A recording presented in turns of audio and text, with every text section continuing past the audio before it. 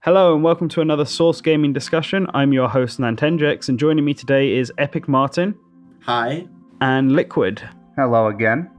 And today we're going to be talking about the Nintendo Spotlight that just aired. So this was Nintendo's version of their E3 Directs.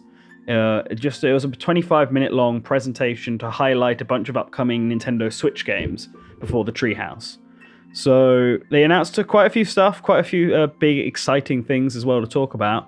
But the one thing they didn't announce was a new Super Smash Bros. And I thought I'd just touch upon that before we give our general impressions. So I know a lot of people are going to be really upset by this, but honestly, there are two things. One, if they're not announcing a Smash port now, it means it's probably not a port, which means we're probably getting a brand new Smash Brothers.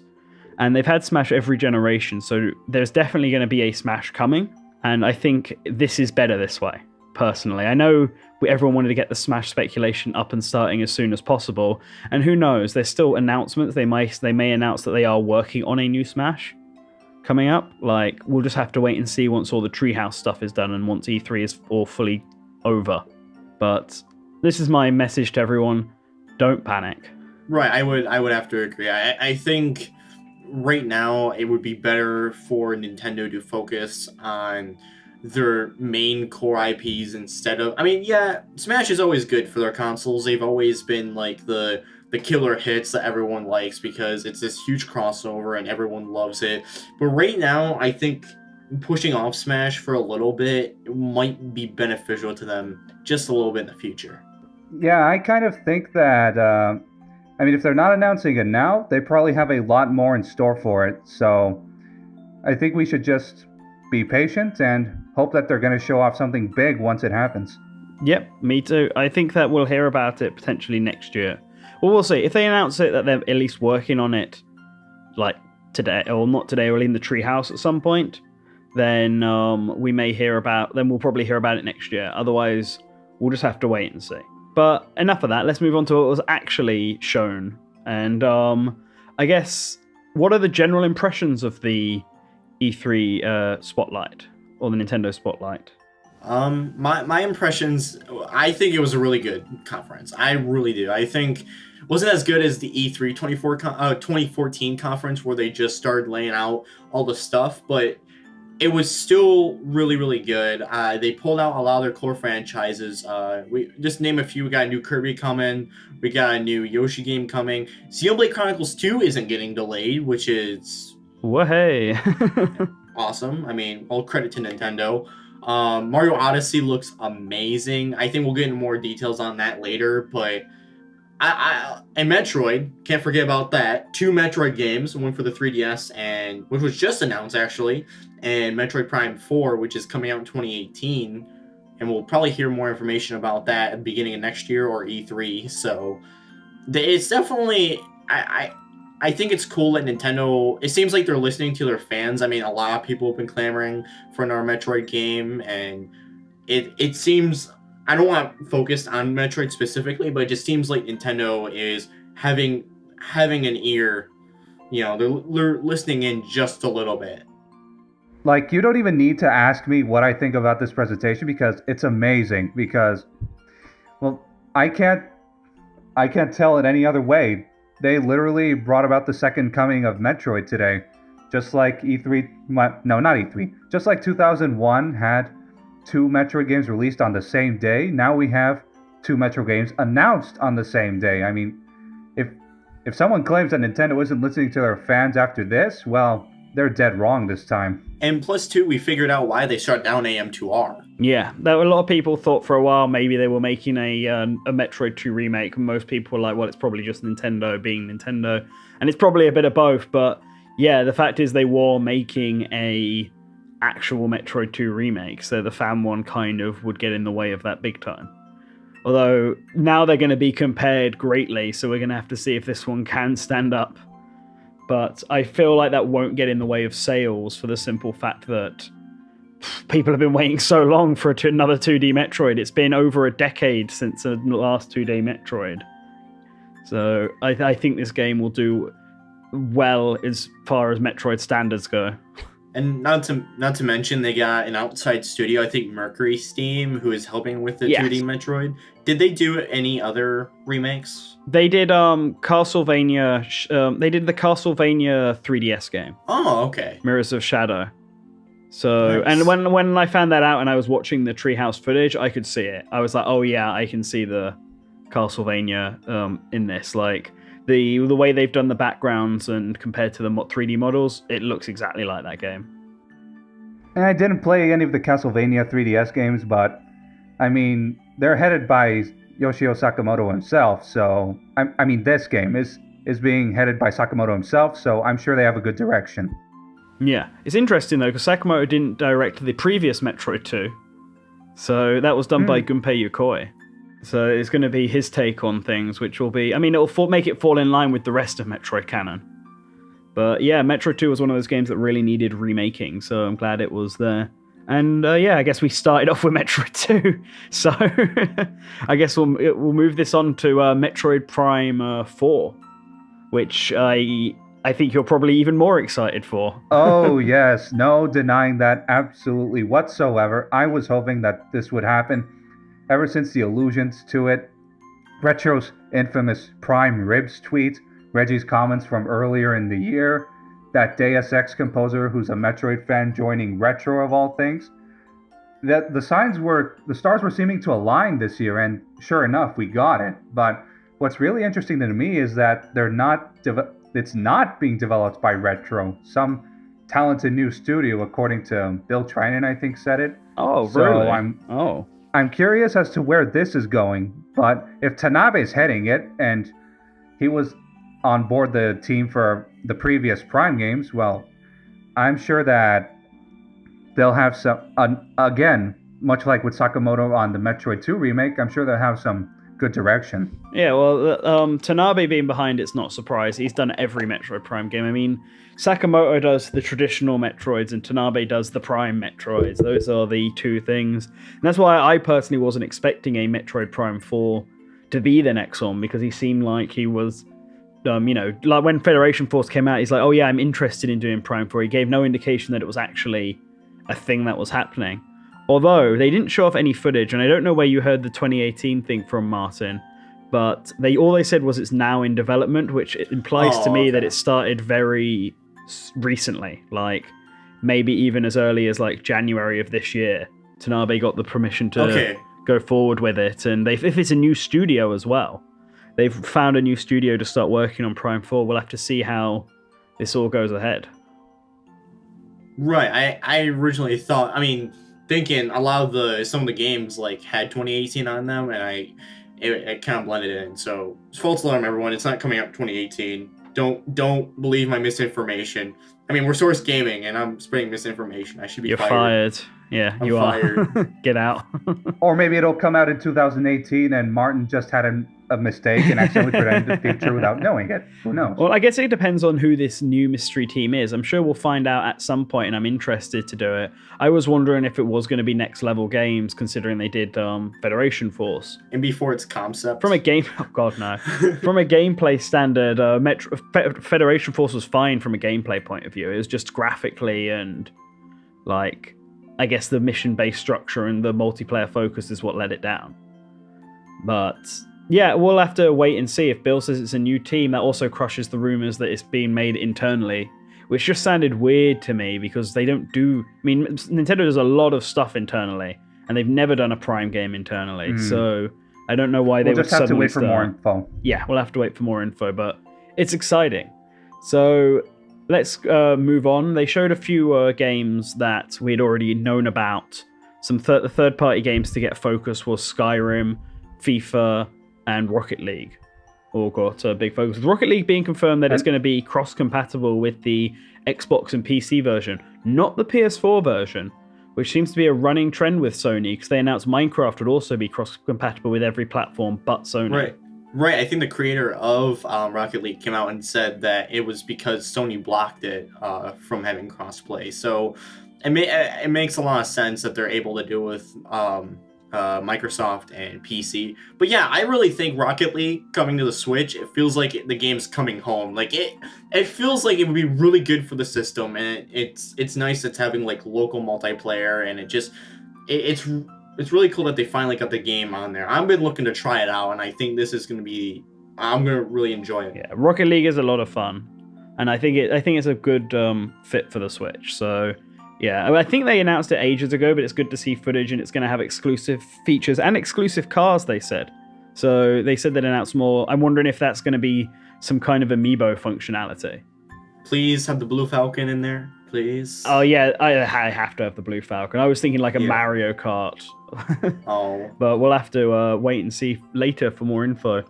Skyrim and FIFA didn't show off anything new, though, so... I'm just really hoping that secretly they're planning like a physical release for Rocket League, but I doubt it. I just doubt it. We'll have to wait and see. Yeah. Okay, so we got more information about two particular Nintendo games that we knew about before: Xenoblade Chronicles 2 and Fire Emblem Warriors. So we'll start with Xenoblade, and the first things first, it's still 2017. That game isn't budging at all. I mean, people were doubtful, and Nintendo just seems like they're proving people wrong left and right. They're saying, we are definitive. I mean, they didn't give us an exact release date, so there's a tiny bit of skepticism in me, but I still feel like if Nintendo's saying it, there's no doubt in my mind that, it is ready in some capacity. So, it comes out this holiday. Yeah, too many people saying, oh, it's going to be delayed, but no, Nintendo hasn't been budging on it. I mean, for a game like that, how long have they been working on it for it to be ready late 2017? That's the big question that I have. Well, Xenoblade Chronicles X was finished in 2015, so they may have started work on it before then, so I don't know, we'll have to look and see, but it looks really good, and they reconfirmed that it would have British voice acting, which was just made it an instant buy for me. 2007, year of British Nintendo, British Zelda, British Xenoblade. What's next? British Mario, British Fire Emblem? Hey, well, Mario's getting that voice acting now, but we'll talk about that at the end, or at least there's getting that lyrical music finally. Mm-hmm. But yeah, no, Xenoblade, I'm just glad. I was so worried because X, they decided to go for the typical American voice acting, but I thought that lost some of the charm of the original Xenoblade. And so I'm glad they've gone out of their way to purposely bring that back for this one. And it looks really good. I'm interested to see how it plays. Obviously, Rex is one of them characters being the new protagonist that people are wondering if he might get into Smash at some point. And I was thinking the thing that would make him unique is how his waifu sword would factor into things. And it looks like she fights alongside him and stuff like that. And so I'm wondering how that's going to work. I'm interested to see more. I'm sure they'll reveal more information in a separate direct later this year or something. Maybe. Who knows? Yeah. But the other one was, Fire Emblem Warriors. So Fire Emblem Warriors saw the reveal of Corrin, Xander, and Ryoma, which now fills out the 5 character slots. Interestingly, they went with female Corrin. That was a nice surprise, considering male Corrin seems to be the standard default. Yeah, but when you think about it, just like male Robin is kind of more recognizable, I mean, it's arguable that female Corrin has much more of a presence these days. I mean, consider that female Corrin got an amiibo and female Robin didn't. Consider that it's the female Robin that got into Fire Emblem Echoes. Consider that it was the female Corrin that was distributed in Fire Emblem Heroes to Android users. Makes a lot of sense to me. Yeah. And I think the game looks good, but unlike with Xenoblade, where I really like the voice acting, I didn't like the voice acting in Fire Emblem Warriors. That didn't appeal to me. Yeah, I'm not really... Okay, so a lot of people like Fire Emblem. I'm just not really... It's not my jam, I guess I'm going to say. I don't know how to put it, but... Fair enough. Yeah, I think... But I will say, though, the game does look pretty interesting, really similar in style to the Dynasty Warriors games, which I do like, so I might have to try it out, but I mean, it looks pretty good. And English Marth was a little bit weird to me because I haven't played Fates yet, or I haven't even played Fates, excuse me, so... Well, we're going to have to see. In Japan, they confirmed it comes out at the end of September 28th, so a week after Pokken. So we'll have to see what it's like for us. If I remember right, Hyrule Warriors took a month to come out between its Japan release and its Western release. However, that would put it in line with Mario Odyssey, and I don't think they want it competing with that. So I would argue that it'll probably be around the same time. But yeah, there was so they showed off also more Mario Rabbids Kingdom Battle, but I don't think there was anything particularly new there. No, I think it was just a guy from Ubisoft saying things. Yeah, it was the CEO of Ubisoft, I just think, repeating kind of what he said at his own conference. Which, okay, fair enough. Then there was 2 brand new games, totally brand new games, both listed for 2018. Kirby and Yoshi is literally all they were called. I'm going to assume those are tentative titles. But let's start with Kirby, because the Kirby one was incredibly exciting for me. There were so many things in that Kirby trailer that if you're a fan of Kirby, you just fall over and gush. Yeah, I think they had one of the helpers from Kirby's Dream Land 3 or 2. Rick. Yep. Wasn't Rick? I can't remember his name. No, it's not Rick, it's the cat. I don't remember his name from Kirby Dream Land 3. But yeah, it's confirmed the return of animal helpers since Kirby's Dream Land 3. Mm-hmm. And we've also got the return of combining abilities from Kirby 64. And we have the confirmed return of helper characters from Kirby Superstar. It's like the all-star version of Kirby. Yeah. In a sense. Yeah, they've taken the best elements that people liked from all the previous Kirby platformers and thrown them together in this game. All we need is a Robobot, and we've basically got everything from all the big features from Kirby platformers in the past. And not to mention, it's like the first like true HD platformer for Kirby. I mean, we had Kirby and the Rainbow Curse, but this is the first true HD Kirby game. Not trying to diss on that game, just saying like this is the first mainline one, which is really cool. And it was nice seeing all the characters in that HD spectrum. It was really cool. But yeah, I thought the gameplay was amazing. It looked really, really cool. I didn't get to see a lot of gameplay because I was doing the discussion on stream and watching at the same time, so I was kind of multitasking, so I have to go back and watch the trailer. But from what I've seen, it does look really, really good, and I'm gonna definitely buy it up. Yeah. Oh, for sure. Liquid? I've never played a Kirby game, so I really got no opinion. It looks good, but it's not on my priority list. Wow, Liquid. Fair enough. Wow. I'm joking. Make this your chance now. Well, in the build up to Metroid, buy this Kirby game. Oh yeah, of course. If I've got nothing else on my priority list that by the time Kirby releases, I might give it a try. So that's Kirby, and then there's Yoshi, which is interesting. I wasn't expecting another 2D Yoshi game, and I'm curious to see who's making it. I should go back and look at the copyright, see if Good Feel are behind it, because it looked very much like Yoshi's Woolly World, but without the woolly stuff, although the textures on Yoshi do look a bit odd. I like the idea that it's a 2D game, but you can go into the background and stuff. I mean, we've seen Kirby do it, we've seen Donkey Kong do it. You can throw eggs into the background. I think it's a nice twist on things. And it has the Super Paper Mario sort of mechanic where if you like, you can flip the level so you can see behind stuff. And I think that's pretty cool. But I don't know. There was something about I'm the big Yoshi guy, but there was something about it that didn't make it as exciting when compared to Kirby or Mario Odyssey. It really reminded me of like a Yoshi rendition of Color Splash. Like it had that same distinct art style, because you see like Color Splash had like the cardboard kind of landscapes, and I'm not saying they're like the exact same game. I mean, they're different genres, but it seemed like the Yoshi game did have that distinct style, and I thought it looked really good. It had more of it was really, really different from Yoshi's Woolly World, kind of. Yeah.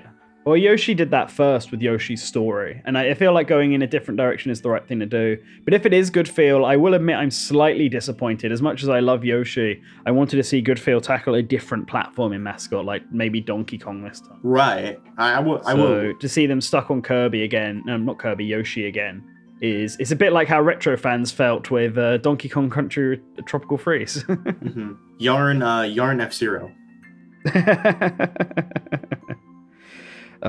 Well, I guess this all is the build up to the final game to talk about, and that is Super Mario Odyssey. So, hot damn, did that trailer sell that game? Yeah, Like- Oh, yes. Mario Odyssey, this is the first time I've actually been excited for a Mario game since Galaxy, and that was, over 10 years ago? I mean, not to say that the other Mario games are bad, they're fine, but that Odyssey looks just so different.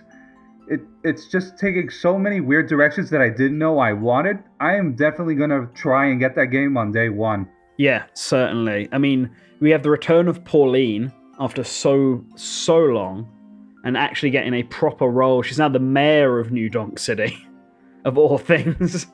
And she's singing the main theme song, which is awesome. And then Mario can now possess things, including other people. He can possess people, animals, T-Rexes. He can possess a taxi. You can play as a taxi. Why? It's like, what is going on in this game? They're just like, oh, well, what should we make Mario's next power-up be? Everything. possessing stuff. Sponsored by Uber. It's crazy, and I can't wait to see how some of those possession things are going to factor into this. Like, I know some of them will just be for fun, but I'm hoping, I was saying to a friend that there's a moon, which is what you collect in this now, that you get by possessing a bullet bill, and then you have to go through an obstacle course, dodging other bullet bills and stuff. And it'd be like super awesome if your bullet bill's running out, you have to jump out of that one and possess another one mid-flight. Oh, by the way, Nintendex, Yep. not to interrupt, but Goodfeel was actually listed in the copyrights. Oh, okay. So they are making the Yoshi game. All right. Yup. Cool. Thanks for the update. But back to Odyssey. It looks awesome. And it's getting amiibo. It's getting 3 Wedding Mario amiibos. And as well as a Goomba and Koopa Troopa amiibo. Oh, really? Did they announce that? Yes, they did. It was announced by, I think, the foreign, the German subsidiary of Nintendo. Okay. I'm going to quickly Can't look remember. it up. Because I didn't know that. That's new. I will totally unironically buy that fancy Bowser amiibo because I need it. I so need it. Here you go. Okay, where is it? Oh, yeah, you're right. Yeah, Goomba and Koopa Trooper amiibo. Oh, Yup. fair enough. I guess that's the best way to continue the Mario line now that you've got all the main playable cast out of the way. Mm-hmm. But- Just make a bunch of enemies. Where's my Thwomp Yeah. amiibo, Nintendo? Come on. I'm surprised Bullet Bill's not part of this, considering how much they highlighted him in the trailer. Yeah. Like, but all right, I guess that's I know. because there was a rumor that there was going to be 12 amiibo, and we got these 5, and then the 2 Metroid amiibos, another Samus, and a Metroid which is all squishy, which is really cool. So that's nice to see. I need both of them. Nintendo just wants all of my wallet. Hey, you know, That's it. if they keep amiibos up, Metroid Prime will probably have some, and that's when you'll get your Silex amiibo. Oh, don't even tease me. I am not getting that for a long time, but I so want it. They also made a collector's edition for Metroid Return of Samus. Yeah, I saw that. It comes with a Samus musical CD. Mm-hmm. Which I thought was really neat. Apparently, it's not just the game soundtrack, but like past Metroid soundtracks as well. Oh, that's cool. That's neat. So, as far as I know. So, do you, Martin? Do you have anything else to say about Mario Odyssey? All I will say is day one buyer for me. Like, Yeah. bar none. I am a huge Mario fan, and the fact that you can literally possess anything in that game you want is fucking amazing. Sorry for my swearing, but I feel like they're really pushing Mario in a fresh direction, like with this game.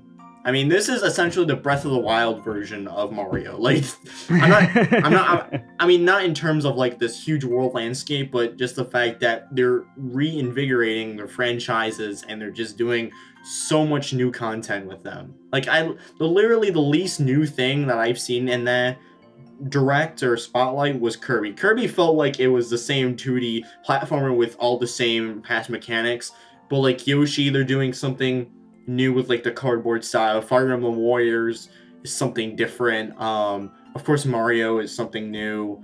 Nintendo just seems like in general they're doing something different with their franchises, and it's amazing. Like what they're doing is awesome. Yeah. And Liquid? I so need Odyssey. I mean, if anything, Odyssey is just indicative that Nintendo has a pretty bright future ahead if they make games of the same quality. So, good for them. Okay. Right, and yeah, so Mario Odyssey is absolutely perfect. I love that you can dress Mario up in different outfits. And some of the outfits, like, you have the poncho, which is new, obviously. But, like, a lot of them references older games. You can dress Mario up in a Mario Picross costume, a Yoshi's Cookie costume, an NES Open Tour Golf costume is back.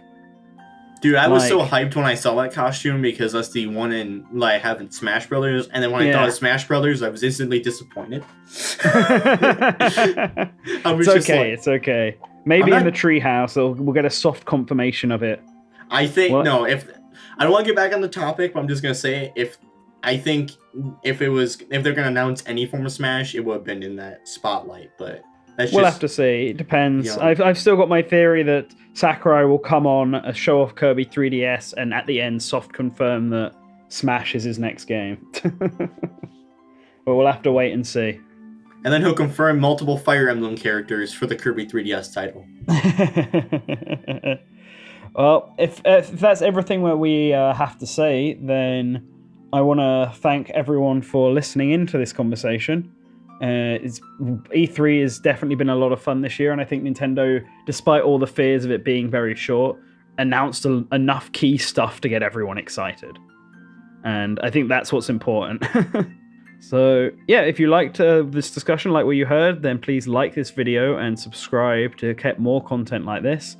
Let us know in the comments what your favorite E3 announcement was, both from Nintendo and from general.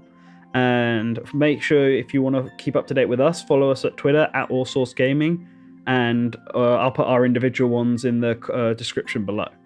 So with that, have a good E3 and catch you all later. Bye.